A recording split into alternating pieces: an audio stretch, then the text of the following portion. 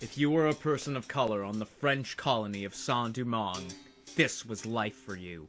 Whether you had been an indigenous person native to the land, or a person from Africa who survived the trip, you were entering what was essentially hell on earth. It didn't matter if it was Spanish or French rule, you were working against your will for people looking to exploit you for your labor. You had to endure long days, blistering heat, little to no nourishment, limbs lost, wild animal attacks, disease rampant, and even if you survived all of that, the plantation owners would whip and beat you senselessly. It was high time for an uprising, 300 years in the making. Saint-Domingue, originally Insula España, was initially colonized by the infamous Christopher Columbus in the Spanish Inquisition in his conquest of the Atlantic world in 1492. He had hunted down and killed a sizable amount of the population, raped the women, and had enslaved many of its inhabitants. But since many were being killed off, Spain had decided to import slaves from Africa to work there. In the 17th century, years after Christopher Columbus's death, French pirates had taken control of the west coast, forcing the Spanish east, dividing the island in two, and plundering all of its resources: cotton, indigo, caffeine, tobacco, the surplus of cattle, sugar, which many would say was the most important resource of them all, and of course slaves, thus making Saint-Domingue the richest French colony. Saint-Domingue, like every other slave nation, had a caste system. At the top, there were the Grand Blancs, who owned plantations and were the wealthiest on the island. They wanted independence from France, as France wanted to ever so slightly improve the lives of the slaves. Below them were the Petite Blancs, who were white, small business owners that wanted equal status as the Grand Blancs. Below them were the mixed-raced peoples, who came about after the colonial men realized that there wasn't a whole lot of colonial women, so the Grand Blancs would often free enslaved women to start a family with. These people were known as the free people of color, and they wanted more say in the government as they didn't have voting rights. And at the very bottom of the caste system, there were the slaves. The slaves had absolutely no rights. They were treated like animals. 2 out of the 3 slaves were from Africa, so Saint-Domingue was a whole new strange world for them. They constituted for most of the population, ironically. They were at the complete and total mercy of their masters until the 1700s. Almost 300 years after Columbus landed on the island. Before we tackle the Haitian Revolution, we must tackle the event that sparked the fire, and that event happened on the other side of the planet.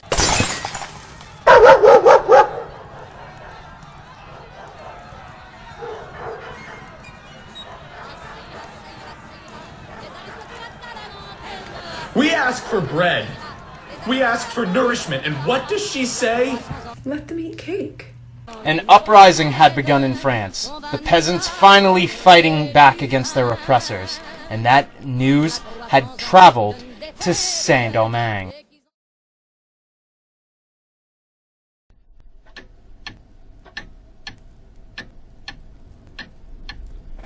Did you hear that a revolution has broken out in France? Yes. Isn't that something? Hopefully that doesn't happen here. Yes. Luckily, our slaves are well in line. The hell you looking at, boy? Bring me my damn coffee! The slaves had caught wind of the revolution in France and had begun planning an uprising against their oppressors. The revolution started off slow in 1791 as slaves faked illness, acted lazy, and pretended not to understand tasks to halt resource production. Then the emergency meeting was called by a man known as Duddy Bookman, Voodoo priest, leader of the Maroons, a group of African slaves who had escaped the plantations. Now, you may be wondering, why the name Bookman? Well, Duddy was one of the few slaves on the island who could read, so it was only natural for him to become a leader.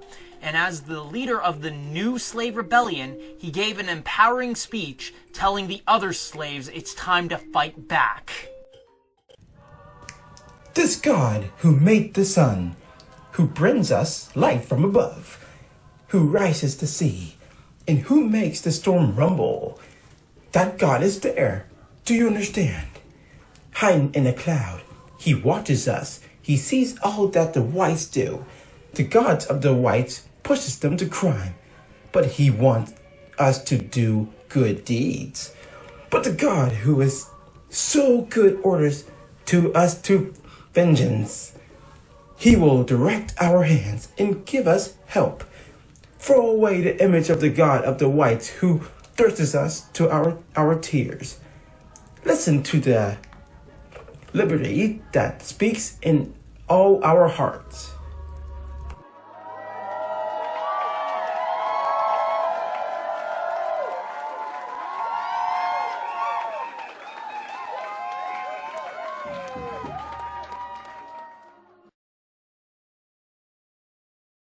A plantation owner wakes in the middle of the night, his dog barking at something outside. He tells the mutt to go back to sleep, but the dog will not stop barking. Annoyed, he goes to look out his window. It's a group of his slaves carrying pitchforks, guns, and most importantly, machetes. They're pissed.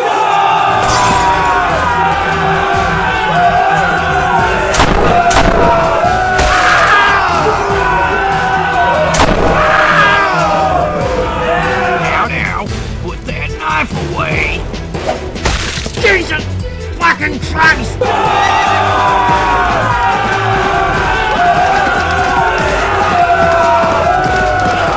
Where they all coming from? Oh, Jesus!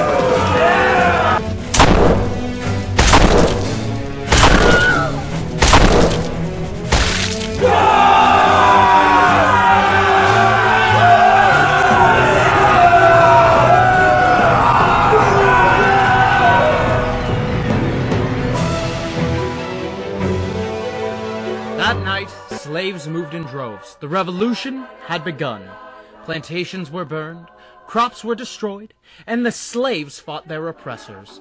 Though their weapons were often more primitive, they would often engage in guerrilla warfare and catch the plantation owners off guard. The battles were incredibly violent, and many slaves had perished in the fight for their freedom. Duddy Bookman himself would unfortunately perish 3 months later. Within the next 10 days, the slaves had controlled the entirety of the northern province of Saint-Domingue, and 180 sugar plantations were burned to the ground. By 1792, a third of Saint-Domingue was under slave rule, and by 1794, France had abolished slavery. But the revolution wasn't quite finished just yet.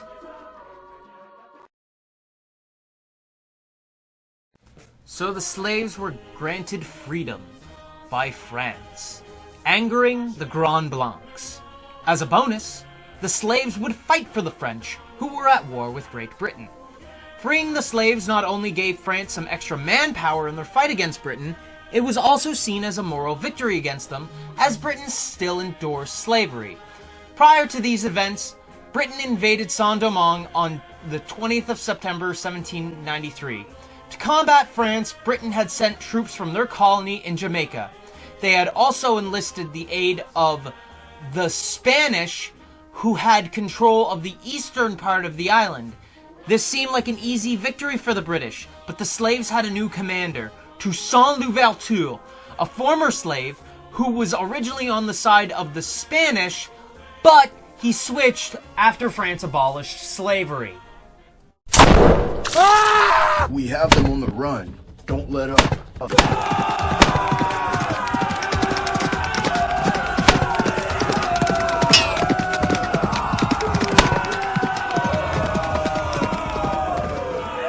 The British were pushed out of Haiti after 5 years, angering the slavers who wanted so badly to run the colony.